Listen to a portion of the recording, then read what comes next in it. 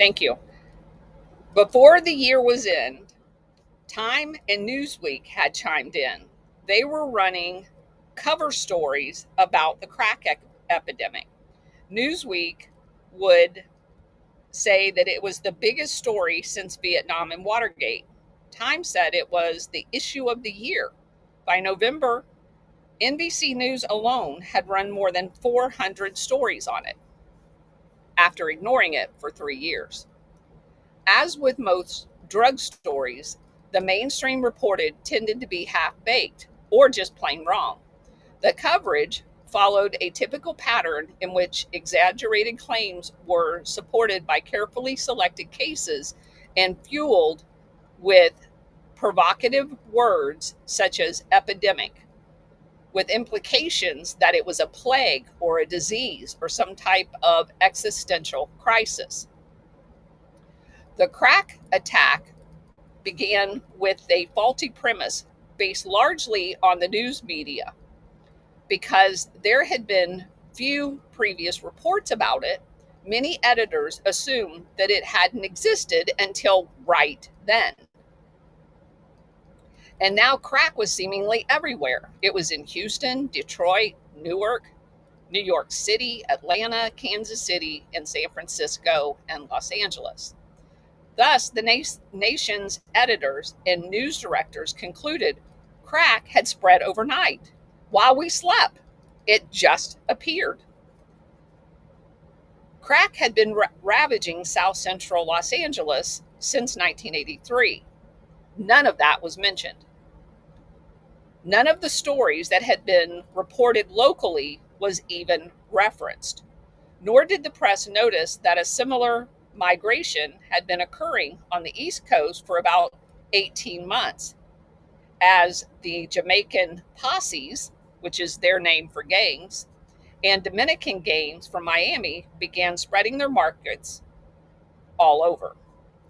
The typical observation was contained in the Washington Post in June 13th, 1986, which reported that crack was, quote, virtually unheard of 9 months ago on the East Coast, unquote. The only explanation a frightening and bewildering public was given was this sudden deluge of crack was a modern day theory of spontaneous combustion, which holds that people can simply burst into flames. Crack hit our society with a suddenness unprecedented in history, Senator Sam Nunn of Georgia said. Quote, literally an overnight phenomenon. Crack caught many police agencies by surprise, unquote. 8 months ago, I had never heard of it, said Senator Lawton Chiles of Florida. He's from my hometown. I actually live on a road named after him. Who would write the hardiest anti-crack laws on the books. This thing is a tidal wave. It just hit everywhere. We're talking about a phenomenon that basically hit this country in the last 9 months. Representative Hamilton Smith of New York declared that 9 months ago, addiction to crack was virtually unheard of. If one believed the papers and the politicians, the crack epidemic simply happened and no one knew anything about it. During all of this, the government's two top drug experts and law enforcement officers lined up to proclaim their official shock and surprise.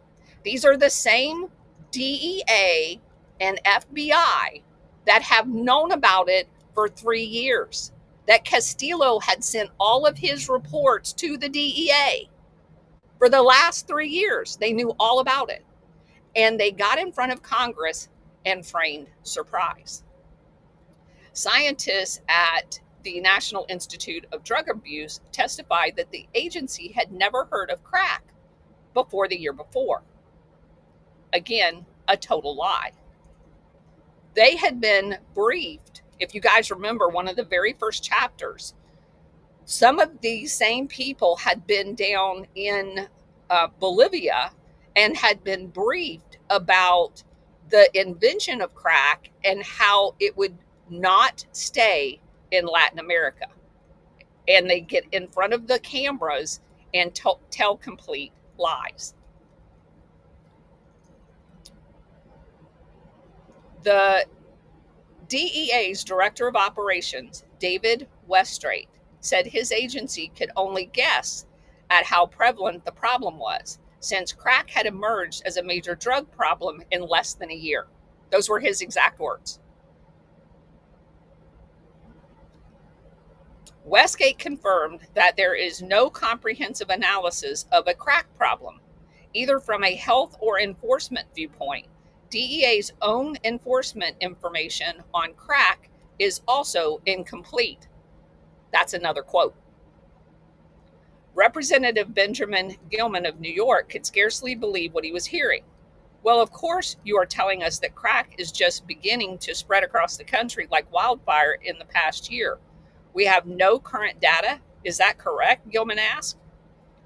I think it would be fair to say that we do not have any accurate estimate at this time, the scientist from the Drug Institute said. Am I correct then? Gilman asked. What that at this point we really don't have any definitive knowledge of how extensive the use of crack is in our country with all of our expertise. Is that right? The Drug Institute guy says that's correct. And he kept asking other people on the panel the same question. Gilman looked at the DEA representative, Mr. Westgate. He said, yes, I would say, especially with statistical valid information. So you see how he caveats that? They're not keeping statistics on it because they're allowing it to happen. They don't really want to know how bad it is. But the government's experts weren't quite as ill-informed as they claimed. There was a method to their ignorance. Pretending that crack was something that appeared out of nowhere was politically much safer than admitting the truth. That federal government had been warned about it very specifically many years earlier and hadn't lifted a finger to stop it, effectively surrendering the inner cities to an ongoing plague. If that information came too widely known, the public might start asking questions. Why weren't they told? And how could a question like that be answered? Because we didn't believe it? Because we didn't care? They framed ignorance because up until this point, it had been confined to lower income, inner city, primarily Black communities. Sitting in the audience at one of the congressional hearings that summer in 1986, listening to the official excuses, was a man who knew the truth better than anyone, Dr. Robert Bick, Yale University's top cocaine expert. It had been 7 years since he appeared before Congress to sound the alarm of the approaching drug plague, only to have his warnings ignored.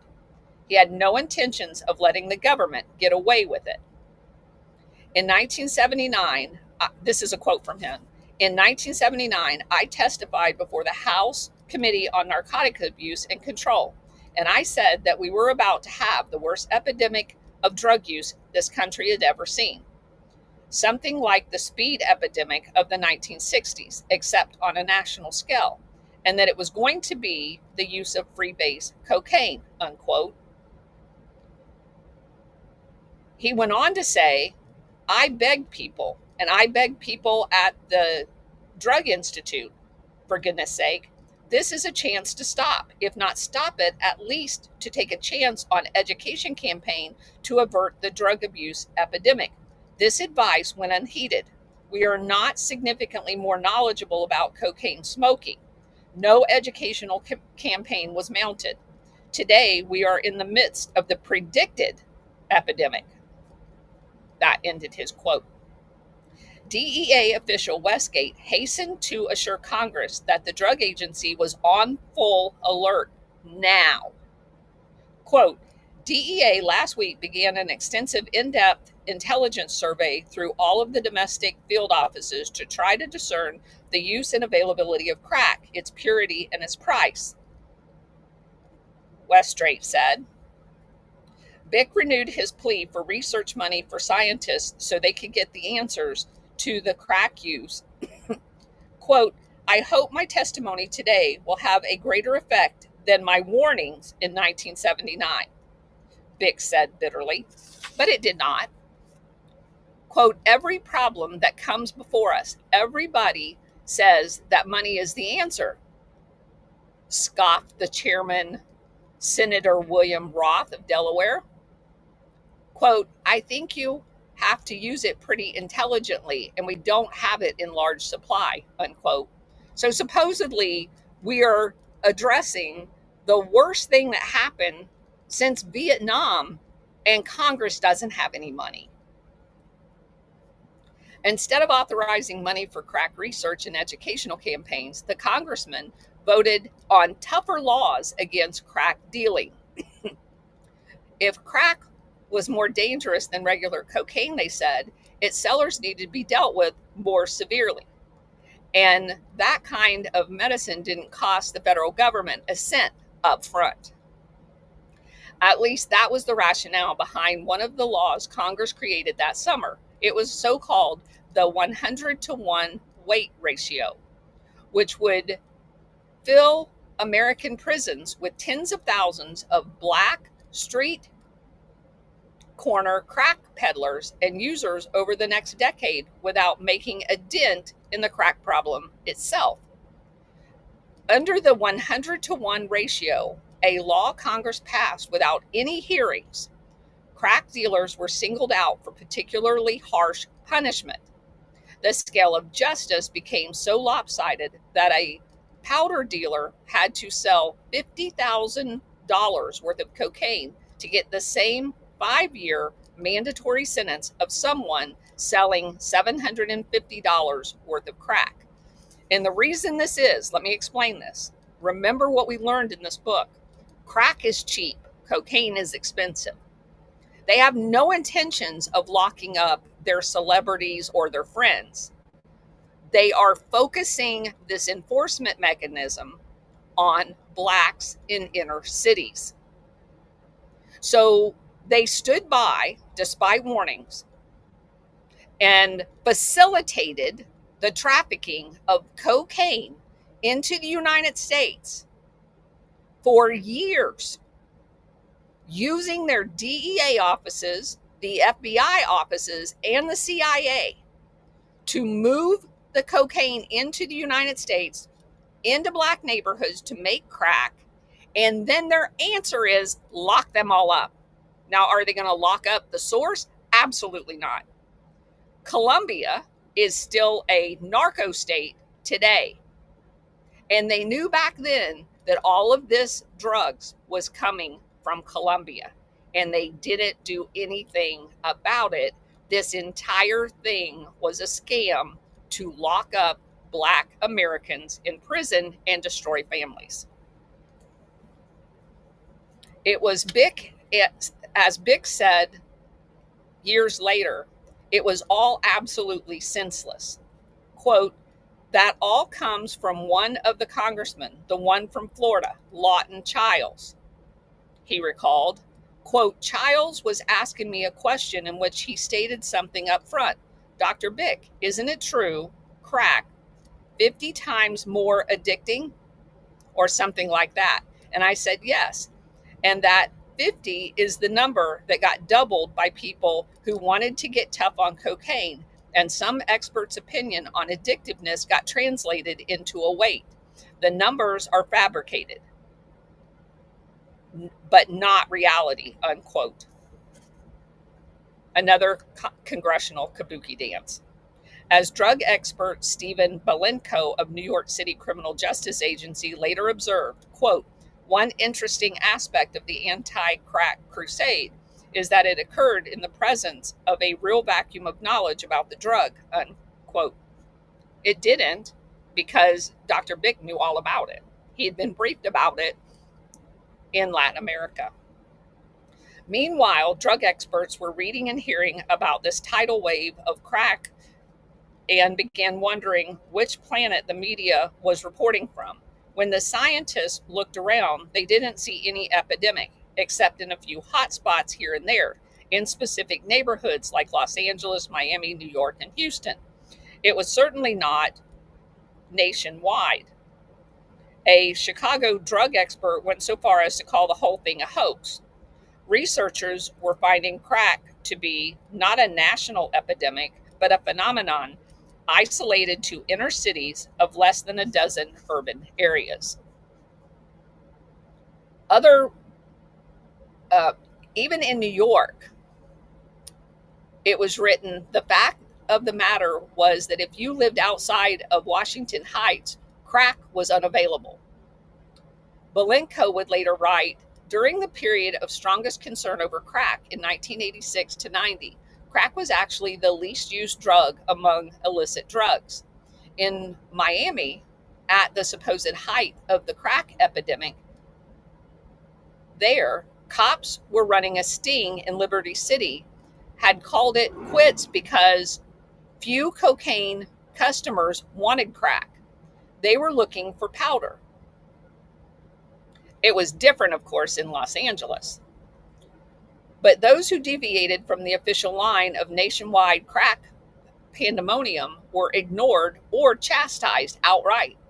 After the Drug Institute officials called a press conference to announce the good news that cocaine use appeared to be leveling off, Senator Lawton Chiles sternly reprimanded the head of the Drug Institute, Charles Schluter.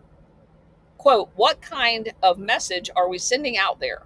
On the one hand, when we are saying that it is an epidemic, you have your Newsweek story, you have your Time magazine story, you have the New York Times story, all of which are controlled by the CIA, by the way. You have everybody in the world saying we're having an epidemic, and then you come along and say that the figures are level and not to worry about it. Why was it necessary to even call a conference? Chiles said. After finishing its review of the local field offices, the DEA initially sided with the scientists. Crack is currently the subject of considerable media attention, they said. The result has been a distortion of public perception on the extent of the crack use compared to other drugs, the DEA announced. Crack presently appears to be secondary rather than the primary problem in most of the areas. The DEA's findings went virtually unreported because it didn't fit the narrative. The kind of news was not what the politicians or the media wanted to hear. But when DEA officials changed their tune and began denouncing crack, those comments were plastered everywhere. One truly remarkable thing about crack scare was the degree to which the national news, particularly the New York Times, walked in lockstep with the federal government on the issue. Not for those of us who know about that. Fanning the flames of hysteria and unquestioningly parenting the official line.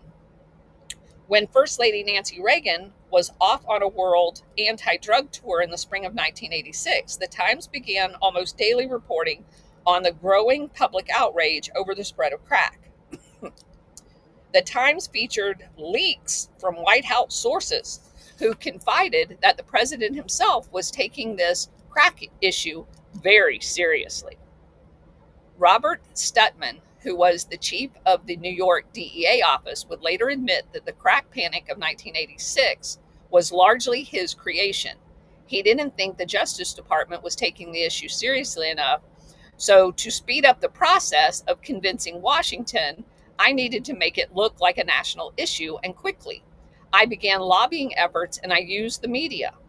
Reporters were only too willing to cooperate because, as far as the New York media is concerned, crack was the hottest combat reporting story to come along since the Vietnam War.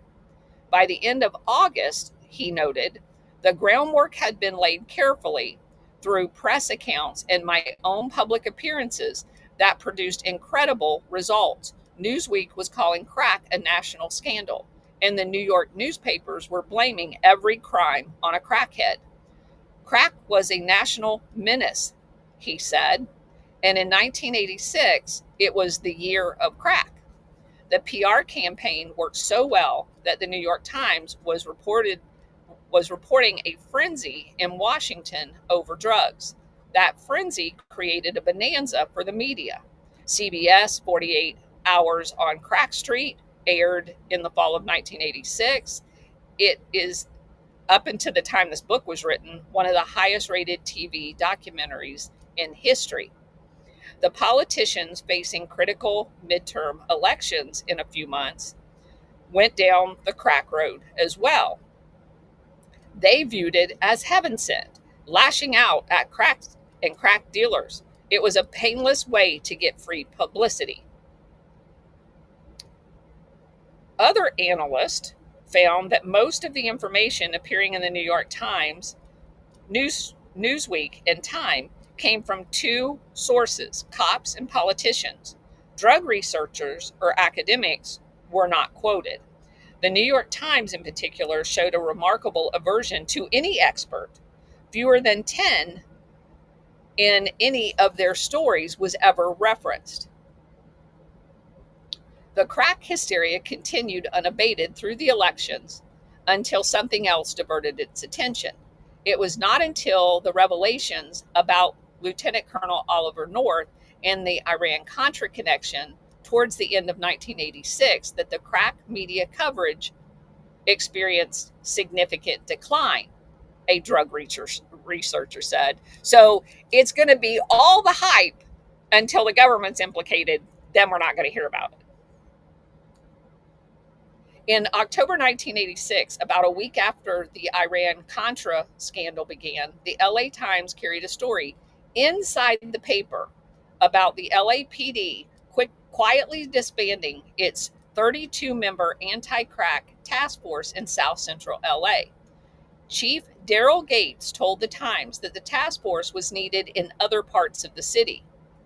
So we're not going to investigate it anymore because the CIA is behind it. As the Reverend Charles Mims, a South Central minister, observed, it seems logical to move this task force from what most everybody grants is the most active rock cocaine area on the earth. Just how quickly the crack problem was forgotten by the Reagan administration was demonstrated when DEA Director Jack Lawn, following up on the Reagan's pledge to crack down on crack, asked for $44 million to hire 200 additional agents focused strictly on crack. The Justice Department Budget Committee rejected it. They didn't treat it as a major issue. That was surprising to Lawn, and he said so in a U.S. News and World Report.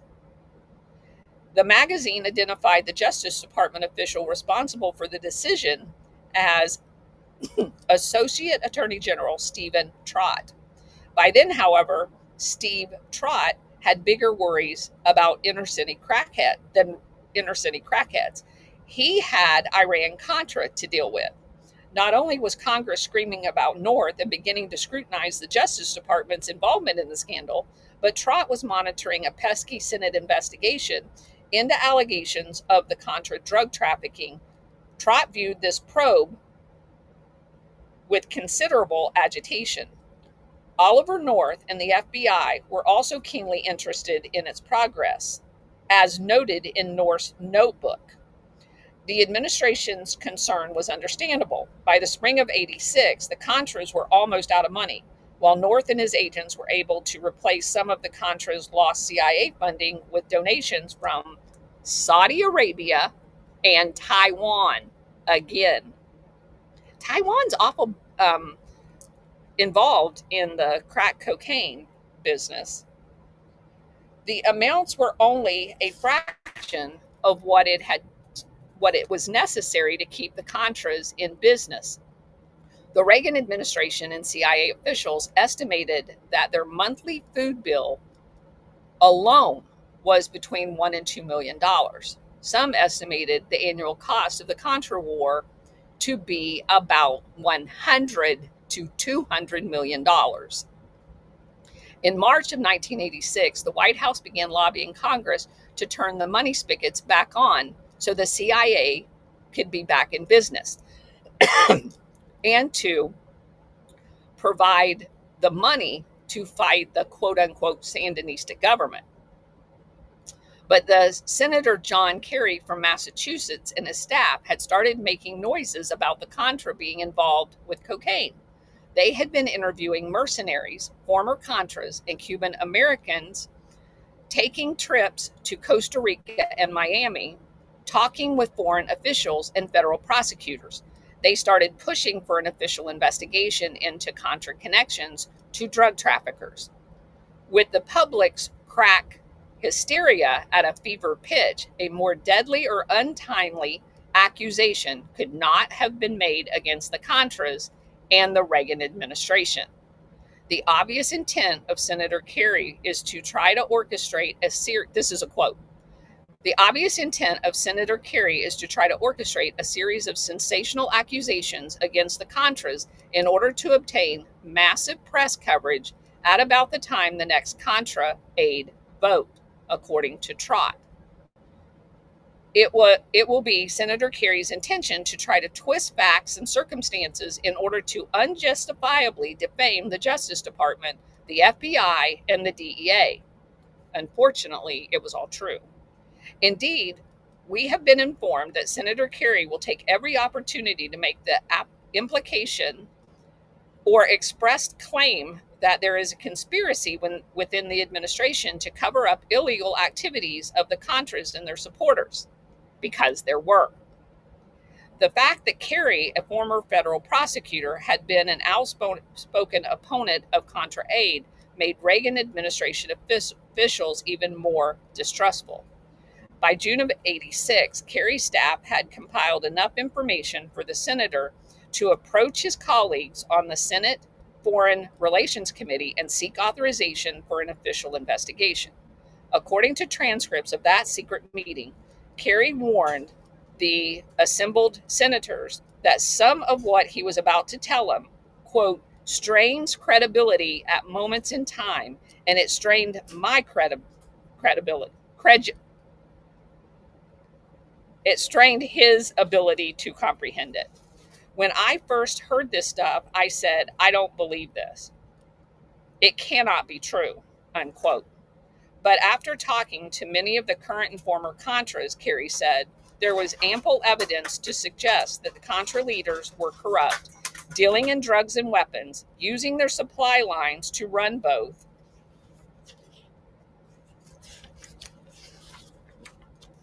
that some of the U.S. government officials were protecting them. We can produce specific law enforcement officials who will tell you that they have been called off drug trafficking investigations because CIA is involved, or because it would threaten national security, or because the State Department didn't want it to happen, Kerry told the committee. Our sources have suggested in direct testimony that agencies of the U.S. government may be failing to stop or punish those engaging in those criminal activities because those individuals are otherwise engaged in helping the United States foreign policy. When the State Department, Kerry warned, quote, when the State Department begins to say that we should not be pursuing the drug trafficking because it would threaten our national security, this committee ought to understand why we are making a decision that is okay to have drugs coming into this country, unquote. Kerry's chief investigator in D.C. was Jack Bloom. He detailed some of the charges Kerry's staff had looked into, and he told the senators that, quote, the narcotics are coming into the United States not by pound, not by the bag, but by the ton, by cargo airplane loads, unquote. And Kerry added that the leadership of the FDN knew about it and was involved in it. Quote, it is clear that there is a network of drug trafficking through the Contras, and it goes right up to Calero, Adolfo Calero, and Enrique Bermudez. And we have people who will testify and who have, unquote. But the idea of diving into such a stinky swamp made some of the other senators squeamish. Senator Joe Biden of Delaware warned that, quote, We should understand that this thing may take us places we have rather not gone, but we should be aware of it, and I think there is no choice but to go there, unquote. Senator Nancy Kassebaum of Kansas said she didn't think the committee had the authority to get into this issue. Instead of holding hearings and subpoenaing records, she suggested an alternative route. Quote, it seems to me that we should be able somehow to really work with the CIA and the DEA. There are channels, it seems to me, that that have that ability, unquote. Yeah, let's work with the CIA and the DEA, and I'm sure they're going to be honest with Congress saying, yeah, we're running the entire thing. What a great idea. Kerry almost laughed. Quote, well, let me see that I would be amazed if the CIA were to be very cooperative in this. We had a meeting with CIA Justice Department. CIA jumped out of their seats at some of the stuff that they heard we were thinking about looking into. I mean, they just literally jumped out of their seats. They were amazed that we were looking into the stuff, unquote. They were amazed that anybody in Washington, D.C. knew what they were doing. At the request of the Foreign Relations Committee Chairman, Senator Richard Lugar of Indiana, Kerry gave the committee a list of areas that needed investigation. Among them, the murder of Dr. Hugo Spadaforto by Contras engaged in drug smuggling in Costa Rica, an ongoing drug smuggling operation connecting Colombia, Costa Rica, Nicaragua, and the United States, in which the Contras and American supporters, with the apparent knowledge of Contra leadership, handled the transport of cocaine produced in Colombia, shipped to Nicaragua in the region, transported to airstrips controlled by American supporters of the Contras, and distributed to the U.S., and allegations that have also surfaced regarding the drug smuggling operations involving shrimp boats operating out of Texas, Louisiana, and Florida. The Foreign Relations Committee voted to approve Kerry's request for a behind-the-scenes investigation, but grudgingly. And the Republican staff members on the committee kept the Reagan administration fully informed about it all. When Kerry's investigators sought to interview Contra drug dealer Cabeza about the San Francisco Frogman case, the Justice Department announced that he couldn't possibly be questioned since he was going to be a federal witness in an upcoming drug trial. Cabeza said, that was bullshit. I was never a witness in that trial. They just didn't want anybody talking to me. Justice Department official Mark Richard later admitted in a deposition that the department was seemingly just stonewalling. DEA was saying they won't do it. They didn't want to respond. They didn't want to provide any information. But some information trickled out anyway, and it got awfully close to exposing the Norwin Menendez Danielo Blanton drug operation. In the spring of 1986, San Francisco Examiner reporter Seth Rosenfeld broke the story of the Frogman case, exposing the Justice Department's bizarre handling of the $36,000 found in Zavala's nightstand. Remember, they gave it back because it was for the Contras. It was reported that Zavala's claim from a prison cell in Arizona that he personally delivered about $500,000 in drug profits to the Contras in Costa Rica. Rosenfeld also unearthed Carlos Cabreza's long buried testimony about selling Horacio Pereira's cocaine to raise money for the Contras.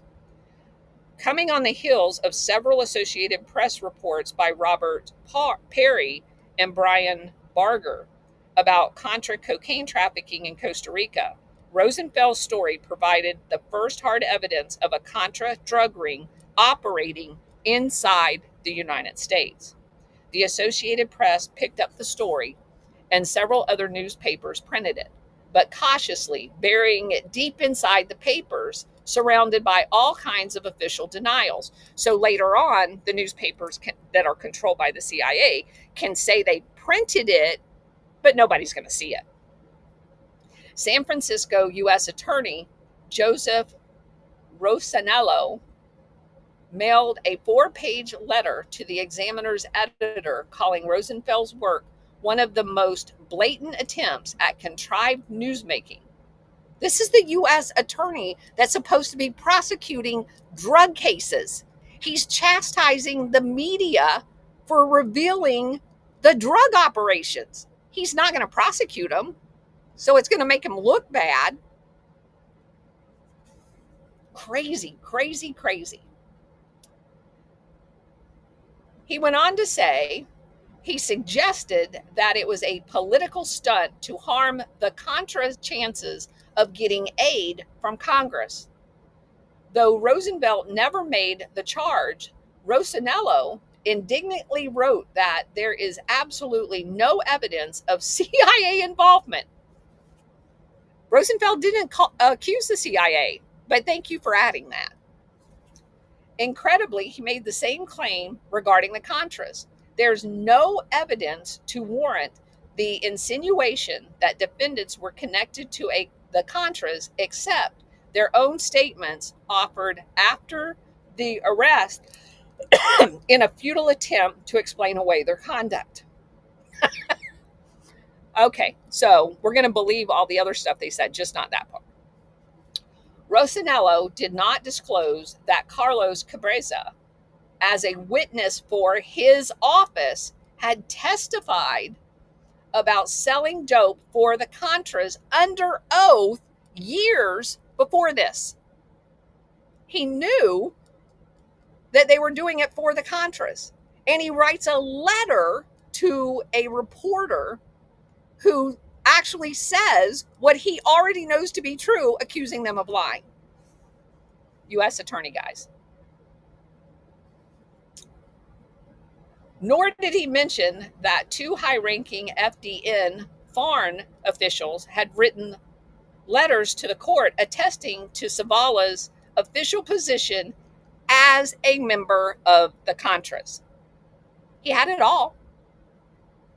He also forgot about the 1982 FBI teletypes that named Contra officials Fernando and Trujillo Sanchez as the drug ring suppliers. They're both, by the way, Contras too. In a white paper subsequently circulated to Congress by the U.S. State Department, Zavala and Cabrezas were portrayed as liars and opportunists, and Rosenfeld's story was dismissed as gobbledygook. One-upping Rosanello, the State Department claimed that Cabreza and Zavala had never said anything about the Contras until long after their conviction. They did not, quote, they did not raise those issues as a defense in their trial or at sentencing, but waited 2 years before making these allegations, which, as indicated, could not be confirmed, unquote. Congress was assured that the DEA had examined allegations of linkage to the Contras and had found none. But it couldn't have been looking very hard. In April of 86, a UPI story featured an interview with former Contra official Rodriguez, who said he was beaten, paralyzed, and left for dead because he had denounced Contra involvement in drug dealing. He specifically identified Norwin Menendez's partner, Trujillo Sanchez, as being involved and said Sanchez had been arrested for cocaine trafficking in Costa Rica.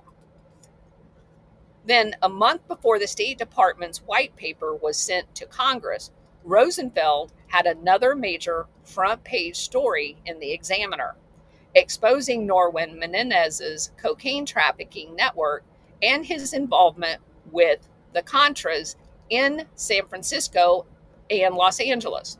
Rosenfeld reported on Menendez's meeting with CIA agent Enrique Bermudez and Calero and other Contra leaders. He reported that the Contra spokesperson in San Francisco had been convicted of cocaine charges. He disclosed Menendez's donations and Contra fundraisers. The Menendez's story was considerably more damaging to the Contras than the Frogman story because it directly involved the CIA's primary army with a major international cocaine and arms trafficker. Yet it drew no response from the administration, no angry denunciations from federal prosecutors.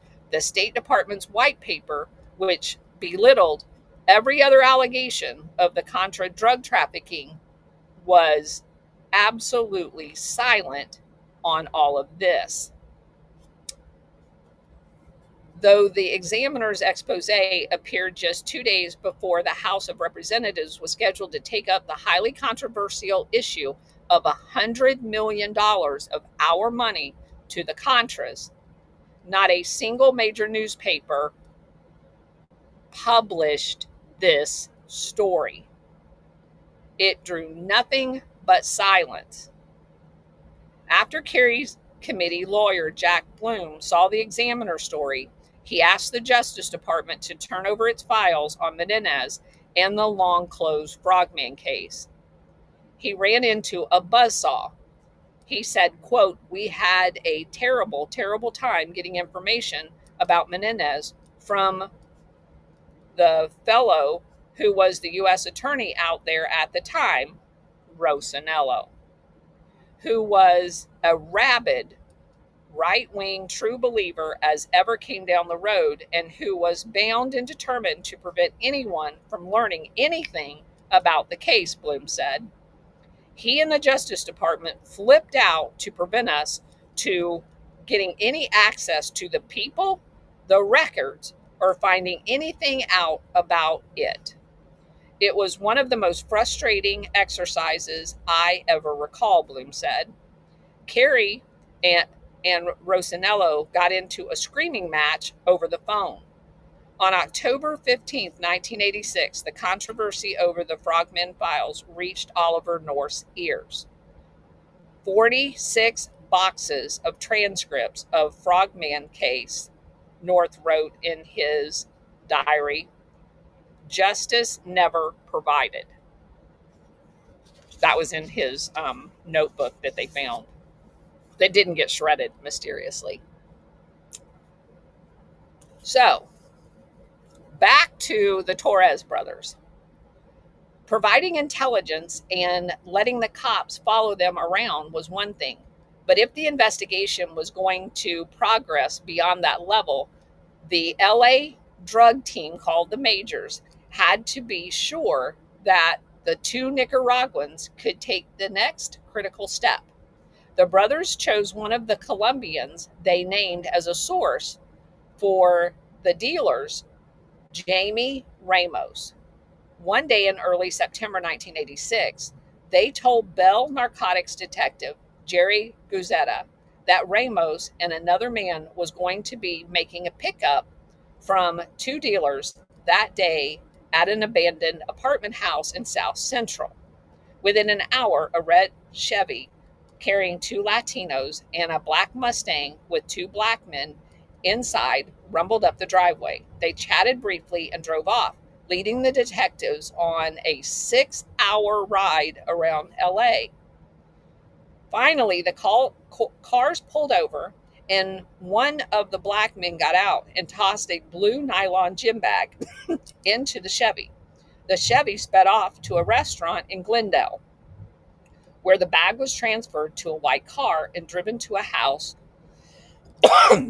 After a short wait, the Majors burst in, yelling and waving their guns. Jamie Ramos and the blue gym bag were found in the bedroom.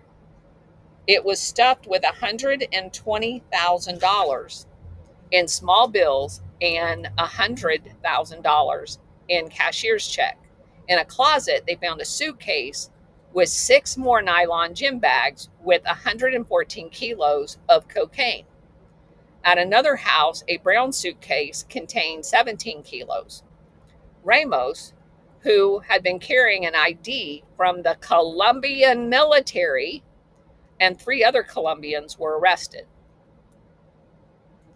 The $2 million worth of dope and $250,000 in cash, not bad for an afternoon's work. It looked as if the Torres brothers were for real. While Detective Tom Gordon and the Majors plotted their next move, Jerry Guzetta asked the Torres brothers to show him around South Central. He wanted to know more about this black dealer by the name of Rick. They drove Guzetta to a vacant 2-story apartment building and told Guzetta that it was a cocaine lab. The building was occupied only when dealers were busy. Near the entrance ramp to Harbor Freeway, they pointed out a multi-story apartment building they said served as one of his distribution centers.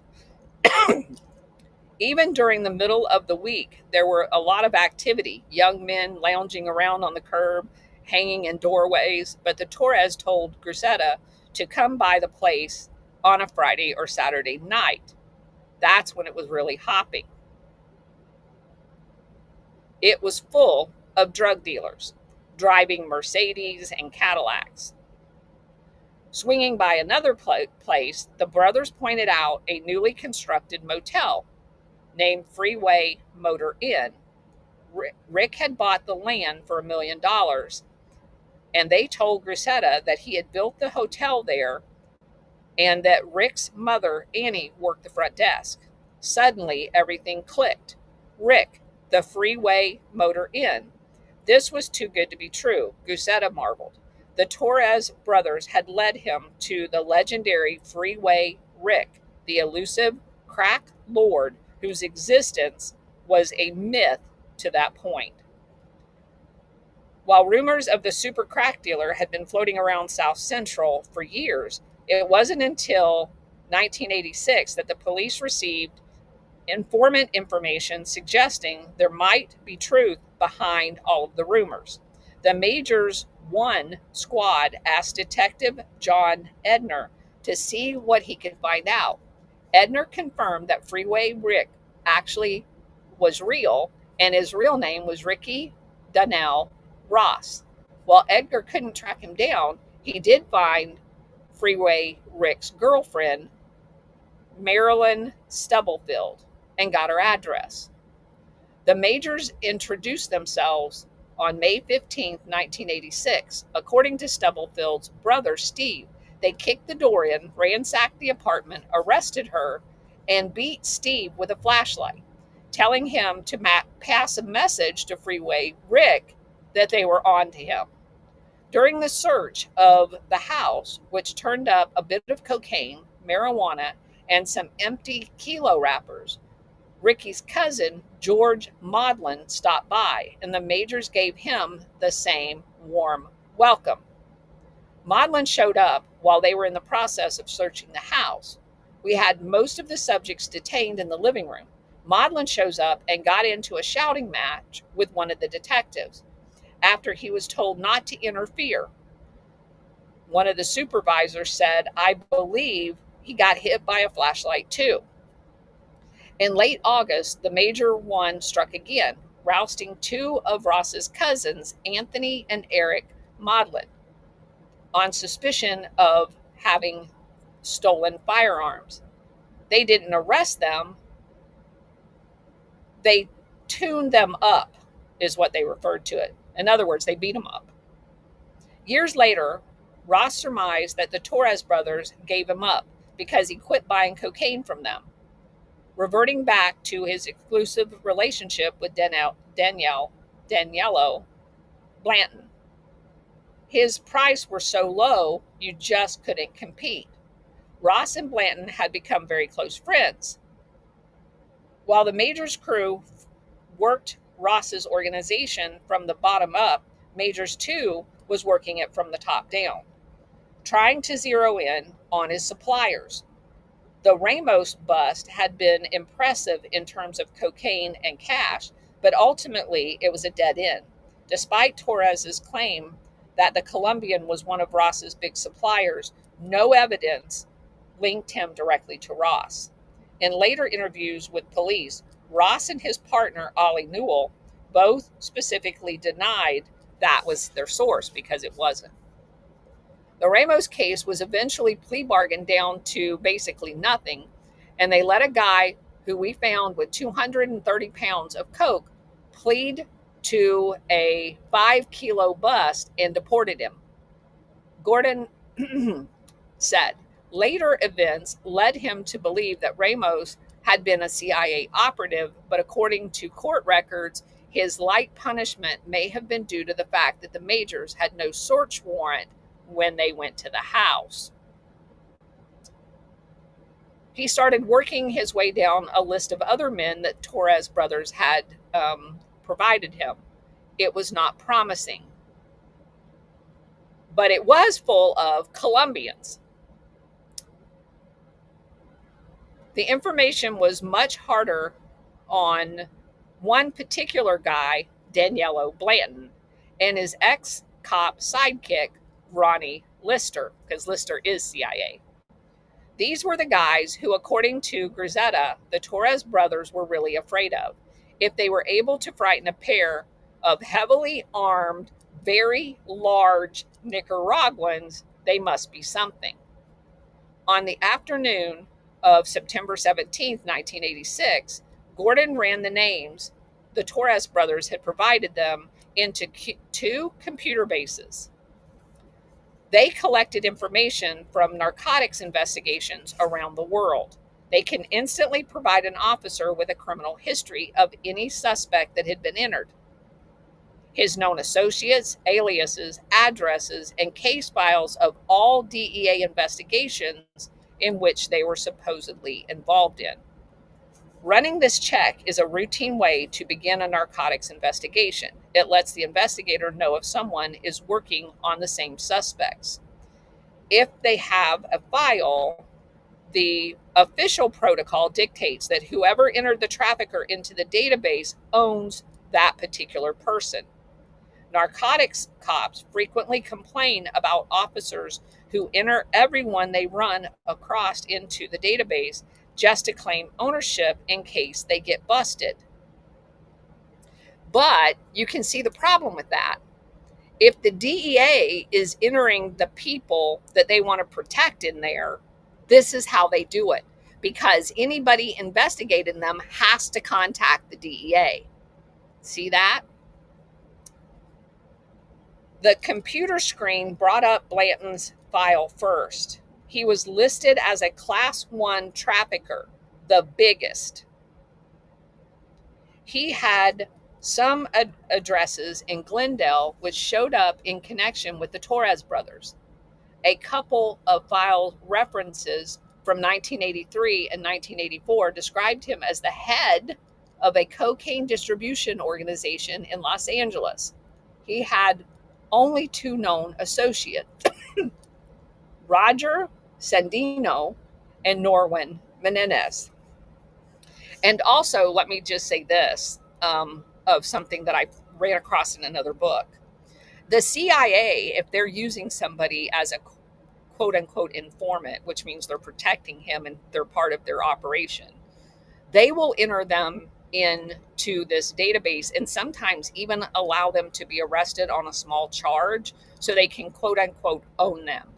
And then they have to be notified, or someone posing as a police officer that's really CIA, they have to be notified so they will get an early in or hint that someone's on to them. Okay. Gordon, once he sees the names Roger Sandino and Norwin Menendez, decides to check them out. Sandino's criminal history included an 81 conviction in Hialeah, Florida, for attempting to sell Quaalude tablets while in the country illegally from Nicaragua.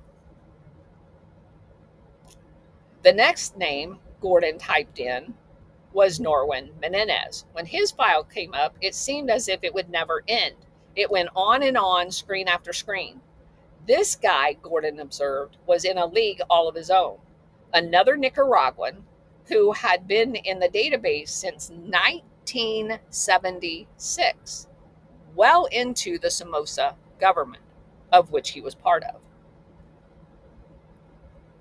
He was a class 1 trafficker. He had 12 aliases. He had houses all over the San Francisco Bay Area. He had a mansion in Managua. Mentioned in 32 DEA investigations, some as far back as 1974, a couple of classified files from 1976, bringing cocaine in from Colombia, Costa Rica, Ecuador, sending it to New Orleans, Miami, San Francisco, and Los Angeles. He had a lot of associates. The report also revealed that someone else had been in Menendez's folder recently. The date of the last update was only 19 days earlier. When Gordon started checking the status of the DEA investigations in Menendez's file, he learned that a number of them were still open. Yet, despite all of the official interest, he had never been charged with a single crime. Gordon called up Ronald Lister's file next. It was short and sweet. He was an ex-policeman who was under an active DEA investigation. The case was so active, he noticed, that Lister's file was less than a month old. But all of the details of this case were classified because he's CIA. Gordon jotted down the name Lister's owner on the bottom of the printout. DEA agent Sandalio Sandy Gonzalez, U.S. Embassy, Costa Rica. The name of the agent who owned Blanton. Something didn't add up. Lister lived in Orange County. Blanton lived in San Bernardino County. Why would a Costa Rican DEA agent have them under investigation as their owner unless they had been down to Costa Rica? Then Gordon noticed that Menendez had been under investigation in Costa Rica as well. So again, this system is being used to protect the drug traffickers.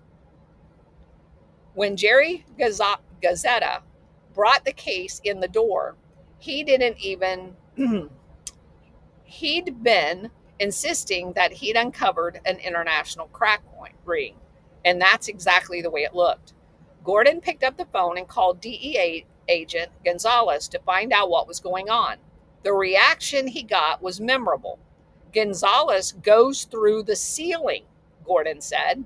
He starts screaming on the phone line that the phone lines are going through Nicaragua and he shouldn't be calling him and talking about any of this over an open phone line.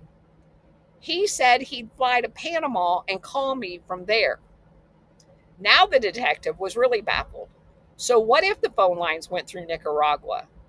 They probably went through a lot of places. What was the big deal? Gordon didn't hear from Gonzalez for 5 days, and when the DEA agent finally called back, he had just left a message. When Gordon found it on his desk, it said, "Tom, got a call from Sandy Gonzalez of Costa Rica DEA. He said, local DEA agent will let you read the info. Sandy cannot talk on the phone because all the lines run through Nicaragua. Sandy asked that you don't mention anything in your search warrant affidavit. There's those Nicaraguan phone lines again," Gordon thought. And what's this crap about a bum? That was a cop slang term that his investigation had been exposed and that bad guys knew he was investigating them. Gonzalez was telling Gordon not to put any details of his investigation into a sworn statement he had to file with his application for a search warrant because the search would come up dry and he'd be tipping his hand. Gordon didn't get that one at all. How the hell could his investigation of Blanton and Lister have been burned? It hadn't even started. The case was still sitting on the top of his desk. Nobody had done anything except run a couple of computer checks, and no one besides Gary Gusetta and now the DEA even knew about the majors working on any of this. Besides, how would a DEA agent a couple of thousand miles away know anything about a brand new investigation of the LA County Sheriff Office? And how could they burn it? When Gordon called the DEA office in LA, as Gonzalez suggested, his uneasiness grew. No, he was told, the Costa Rican DEA office was not investigating Lister and Blanton, but an agent in Riverside, California, just outside of LA was. But again, they're listed as the owner in the database. Gordon found that Riverside DEA agent Thomas Schretner was only too happy to help him. Schretner had his hands full with other investigations, he told Gordon, and his supervisors wouldn't let him spend any time on the Blanton case. All he could do for him was pass along a little information. In retrospect, Gordon said, that should have set off alarms. The DEA was notorious among local lawmen for coming in and stealing the best cases, mainly for publicity purposes. It almost never handed off anything to a smaller department. Yet, here was this case involving a major international cocaine trafficking network, crack in the ghettos, multiple shipments, hundreds of millions of dollars, the kind of case they salivate for in the DEA, but he was too busy. At the time, Gordon thought Schretner's offer was a clever way to get around a bureaucratic roadblock and still bring a dope dealer to justice. And when Schretner sent Gordon a copy of his report on the investigation, the detective quickly forgot his concerns about unusual behavior. The case was everything Gordon imagined it would be. It was international. So we're going to stop there for the day, and we'll pick up from there.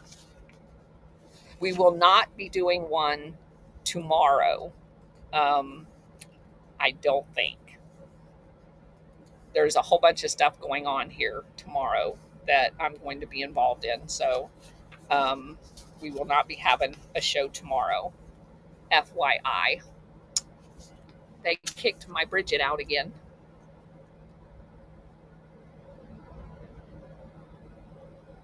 All right.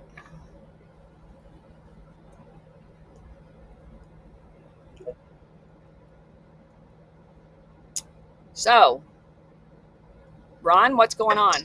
Hey, wow! I you know what? I have missed listening to you to the degree that I have. I was like, man, I got to get back in there and listen on the daily because it's so fun to listen to you because you bring such energy and passion and knowledge, and I can't tell you how much I appreciate that. And the funny thing is that when you're talking, I'm connecting all kinds of dots in my head.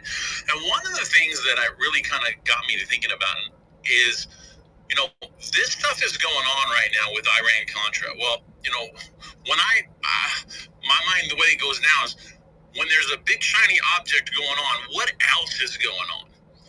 And I kind of pose the question as like, what else was going on at the same time of Iran-Contra? And it was, you had the AIDS epidemic, you had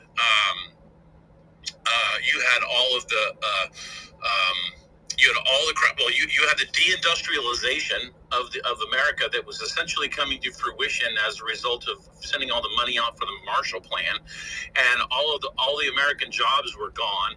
Well, Reagan was, now I really kind of see why Reagan ramped up the military stuff, was because what it did is it gave jobs to people because they didn't have any other jobs. There were no manufacturing jobs. It was all going to be military. Well, you forgot about Angola. And Angola, exactly. We were overthrowing that country too. I'm forgetting quite a few things, but you look here and you look at what we said about the black community and how they got, fucked 6 ways from Sunday. And I had my friend not too long ago. She said this actually a couple years ago. She sent me something, and it was like, "Oh well, the black community was targeted," and I don't disagree with that. But she said it wasn't until the suburban white people got in the early 2000s that all of a sudden they started to bring in all of the stuff with the insurance companies and the drug treatment and stuff like that. And I want to ask you, because I pushed back on that a little bit. I don't think that I don't think they had the mechanism in place to do drug treatment in the 80s, and I don't think they had. They may not have had the desire either, 80s and 90s. But if they could have found a way to make money using the insurance companies with drug treatment in the 80s and 90s, I feel like they would have done that on top of with the private prisons. I want your thoughts on that. Well, you have to understand why they targeted the black neighborhood to begin with. They were trying to destroy the black family.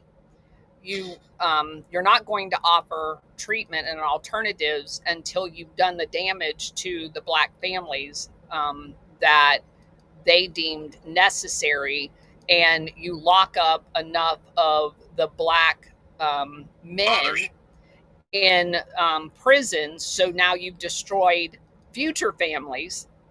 And once the damage was done, and the bringing in the treatment as a scam in order to milk people for money makes more sense then. But it's my opinion based on their business model.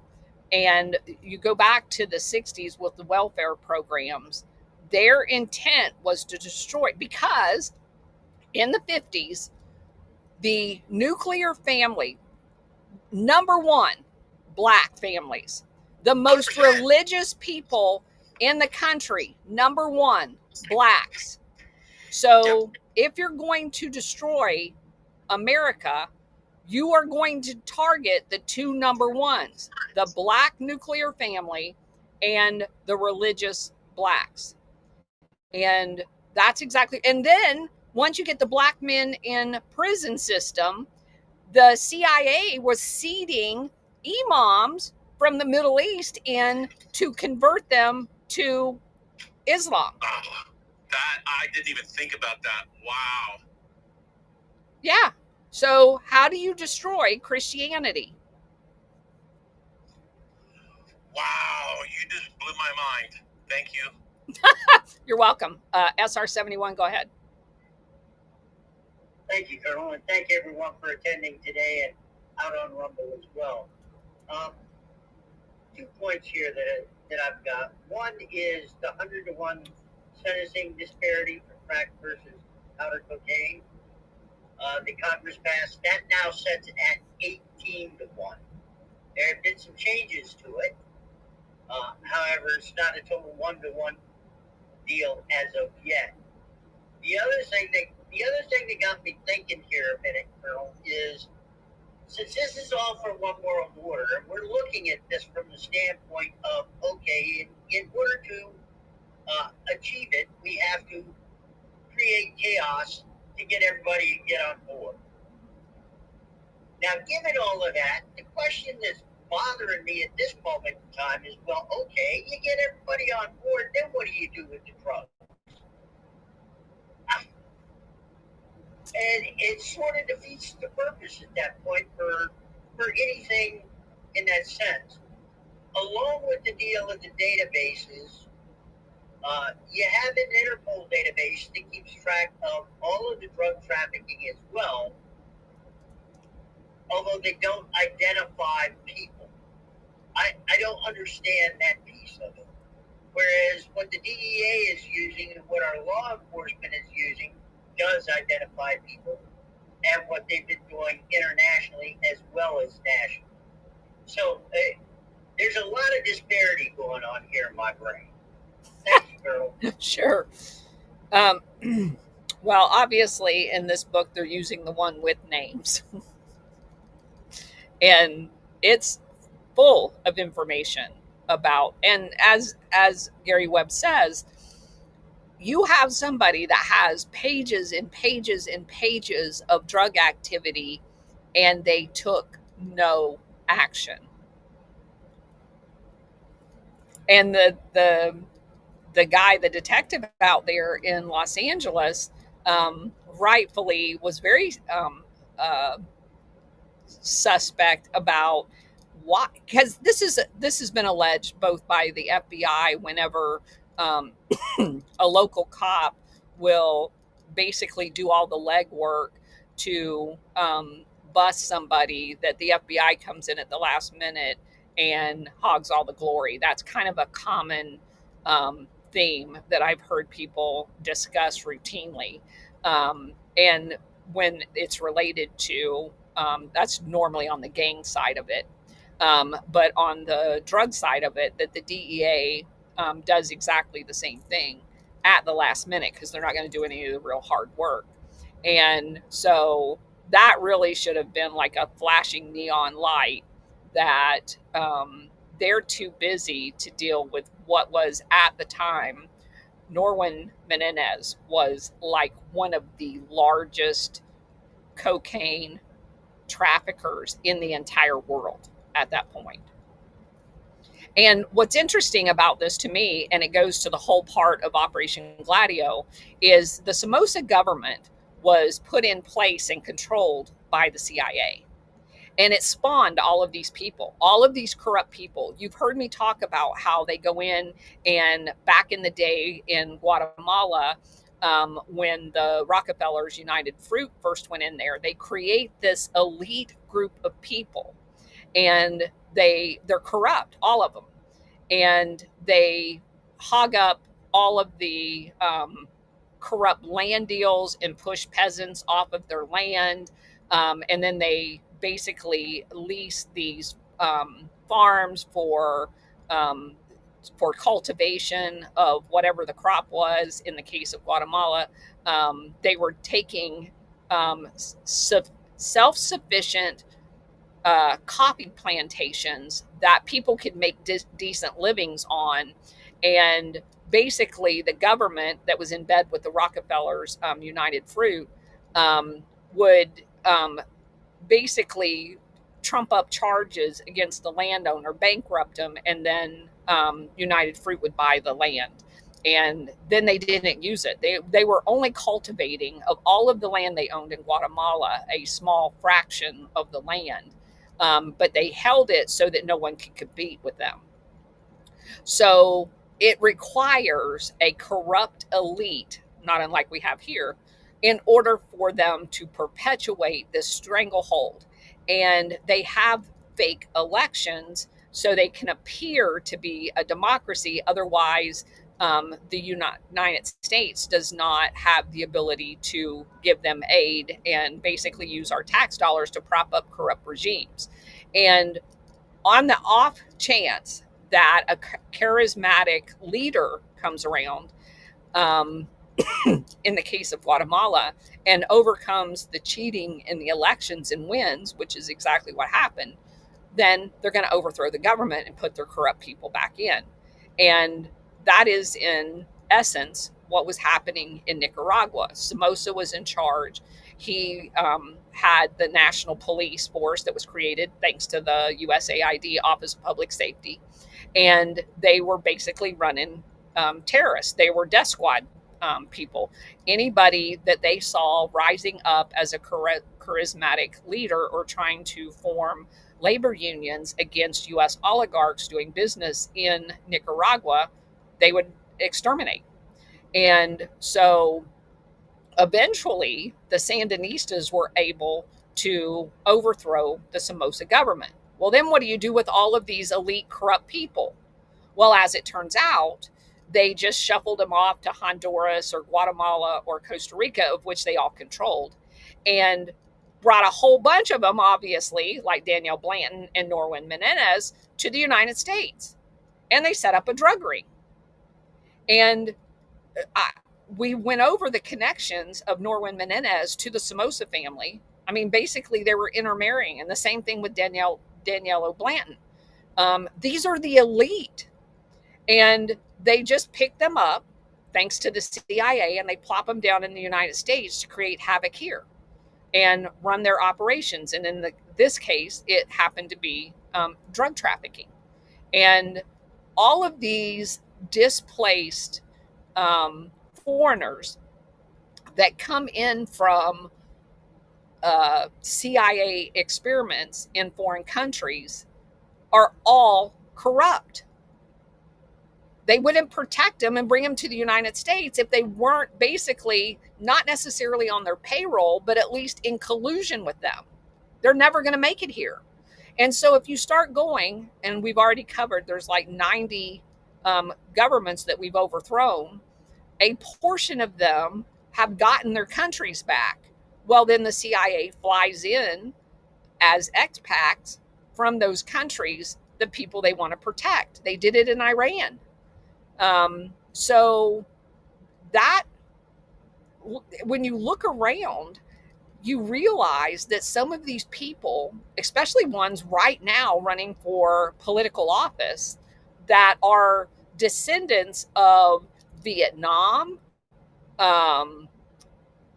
Guatemala, Nicaragua, all of these places, and you wonder why they're as corrupt as the political elite here. It's because they were the political elite there in bed with the CIA. So you really have to look at those people with a side eye as to, where did they come from? Like that Mandami guy, I told you, his dad came to the United States on a CIA-funded college scholarship. He was created by the CIA, set up in New York, and this guy is running for the mayor of New York as his son. It's just crazy. Ron, go ahead. I think SR had his hand up ahead of me. Okay, go ahead, SR. One of the other points I failed to mention is we're talking about databases back in the 80s and 90s. Okay, so when you talk about those databases in the 80s and 90s that they're using and what's been going on, to believe they don't have databases on everyone here is far-fetched. I mean, you have to take it to the point that, okay, if they were capable of doing this back then, think of what they're capable of doing today. It is unbelievable. Thank you, Carol. Sure. Well, we know that they had a computer database in Vietnam in the late 60s.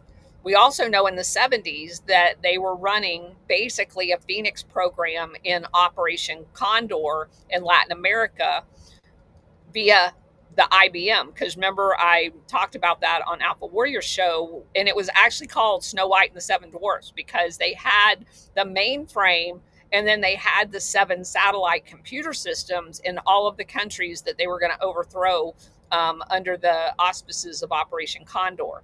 And they put all of the dissidents' names in those computer databases because oftentimes, because it was kind of like a rolling coup, they didn't do every coup at the same time, that the dissidents would move from Brazil over to Uruguay or Paraguay, and the computer system, when they got to that other country, would show that they were a dissident in Brazil, and they'd pick them up and kill them there.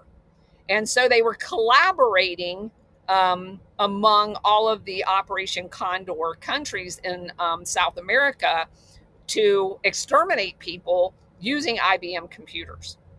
Go ahead, Ron. You were talking about how the corrupt leaders are taken, the groomed by the CIA or whatever, and then if the country goes bunk or whatever, then they put them back in there. There's a perfect example of that was Harmat Karzai. He was royalty in Afghanistan, sorta, and then fought for the resistance with the CIA, and then once the Taliban won, they put him back in there, and in 2001. Well, he wasn't royalty. The royal family was who the CIA overthrew originally. I didn't mean royalty. Forgive me. I was kind of saying that euphemistically, just as like a. Because they had a royal family there. The CIA overthrew them. Right, but pointing to Reagan again. It was, Reagan is the one who created USAID. No. He created the National Endowment for Democracy. Okay.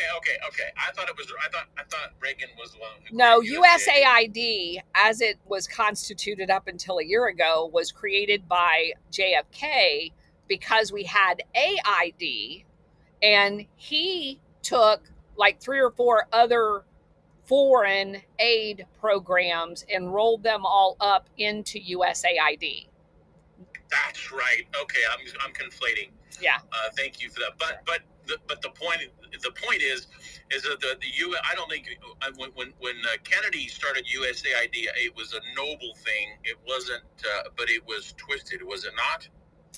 So, I mean, you can make the argument that Kennedy certainly did not want to use foreign aid to overthrow governments. He made that perfectly clear. Right. And that was one of the reasons why he created the Peace Corps, because his focus was peace, not war. And so the rolling up and central control of foreign aid is not a bad idea. I mean, it obviously has its efficiencies if it's being ran out of one office. And I think he thought putting it under the State Department, probably not realizing the nefariousness of the State Department being in bed with the CIA, was the right place to put it because they deal with foreign affairs. So it makes logical sense. And if you understand his focus on using developmental aid to try to put people on the right path to a democracy, I don't think there was anything nefarious about it with him creating it. It is what it has been used for since that is very nefarious. Yeah, agreed. Stellar, go ahead. So the Peace Corps is part of the CIA stuff too, the Operation Gladio things too? Is that how they would set people up into those areas that were less questionable, or is that still a clean thing? Because I remember when I was a kid, it is not clean. It's what? It's not clean, but don't misunderstand that. There are perfectly legitimate people in the Peace Corps doing perfect legitimate things. But there has been people embedded in the Peace Corps that were not there for perfectly legitimate reasons. They were there to gather intelligence for the CIA. They will infiltrate and infect every single thing they can.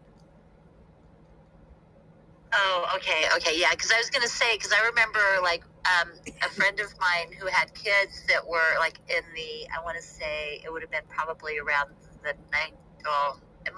it had to have been the 1990s.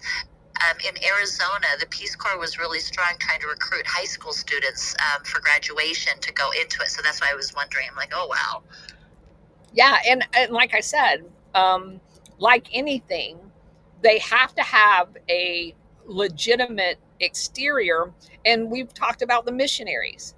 We have not found a single faith that has not been infiltrated by the CIA in some capacity in their missionary work. So I'd even go along with the Mormons on that one too, because they always get notified beforehand to remove their kids from their missions. Like with Guyana, when that started to have a big thing years and years ago, they started telling, retrieving the missionaries from those areas at least 6 months beforehand. It seemed like they knew beforehand, and then like 6 months to a year later, you'd hear stuff going on in the news and stuff like that. So, well, the Mormons is definitely a target because of their propensity to teach foreign languages in all of their school systems. So one of the most active statewide recruiting efforts for the CIA is Utah, because they They go as parts of families on mission trips during the summer the entire time they're in school, and they're learning foreign languages. And obviously, those are skill sets that the CIA looks for. Does that mean all of it's nefarious? No. It just means that that is a fertile recruiting tool, because the kids come out of high school with a foreign language and in-country experience. And so if they can sponsor them and recruit them in college to join covertly or overtly the CIA, they are definitely going to do it. And they have recruiters on almost every one of those major campuses out there. I know, because my family's LDS, so I know that a lot of my ex-husband who went on a mission to Ecuador when he was in the MTC Missionary Training Center, they would give them anywhere from 3 to 6 months to learn the language, because he didn't speak Spanish at all and stuff. So I know a lot of people that went to Japan and to Korea. I should have probably gone, so then I could have learned the language, but hey. The other thing that I was going to mention is I remember back in the 80s, like when I graduated high school, in the 80s, they were really pushing those magazines and stuff. And so they were trying to get kids to go door to door, take jobs, to go to different states and sell magazines, the subscriptions and stuff. And one of the families that was doing one of the magazine subscriptions, he was just a few years older than me, but by the time he was 24 or 25, his lists, he made millions off of it from whoever by selling those lists. So I know that when they do those subscriptions and stuff like that, a lot of times they will sell your information. But back in the 80s and early 90s, they were doing it big time with those magazine drive people and things like that. It was really weird. Yeah. Well, it's a way of profiling people, because if you back then could cold knock on someone's door and get them to buy something, you realize from a telemarketing perspective that they were much more susceptible. They were very, very valuable to have on a list. Yeah. These people are sick. Sorry, just had to say that. I have to say at least once in your space. Yeah, you won't get any argument from me. All right. If that's it, we're going to call it a night. And I'm 99% sure we are not going to have a space tomorrow. So I just want to put that out there. And we're going to be traveling on Friday. If I can have a space, I will. But that's going to be kind of ad hoc at best. But if there's time for me to squeeze one in tomorrow during the couple of events that we have, I will do it, but it will be last minute, just FYI. But, it doesn't offend me that you watch this later, obviously, but I just really want to consistently try to get this information out there, because it's so relevant. Because what you guys are finding out, the relevancy to today, is that the government, the entire time that they were creating the crack cocaine epidemic, they were telling everyone in the United States that the crack cocaine in general, was coming from Nicaragua. And it absolutely was not coming from Nicaragua. It was coming from Colombia. And of course, you know that I say this often. The same is true with Venezuela.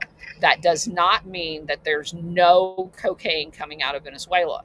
That means the source of the cocaine is still Colombia.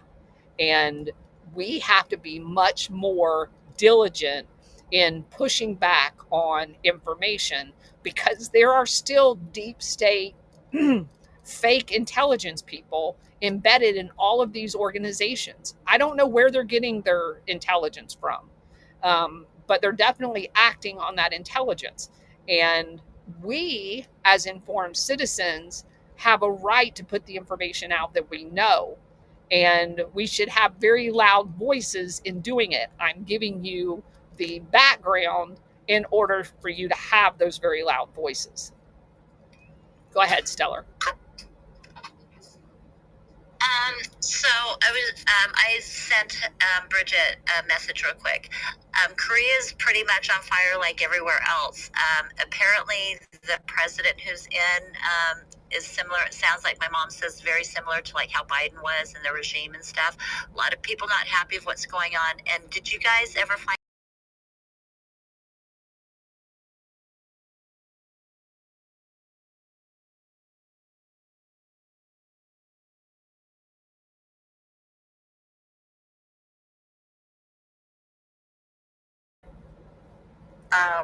but again, I didn't get, there's only so much information we can access, I guess is where it was headed.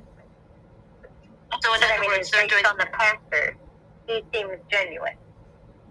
Okay, so that's probably one of the reasons why my mom was saying Korea is like really going crazy right now. So it sounds like they're having a lot of the same stuff that's happening in Europe too. She didn't know much about that pastor, but she says that after their family had met with Charlie Kirk and stuff like that, everything kind of went crazy, and now just people are very upset. So I didn't know if this is their awakening, like how it's kind of been here in the U.S. for a lot of people that are not awake and aware of Operation Gladio. So I just didn't know. So just another one then, I guess, that we can notch in those assholes things. The international syndicate needs to go. Did you have anything, Ron? Then I got to run. Yeah, I was just going to say real quick, what we're seeing right now and what you guys are talking about, and I was as you were talking about the testimony that was given by the DEA in the 80s.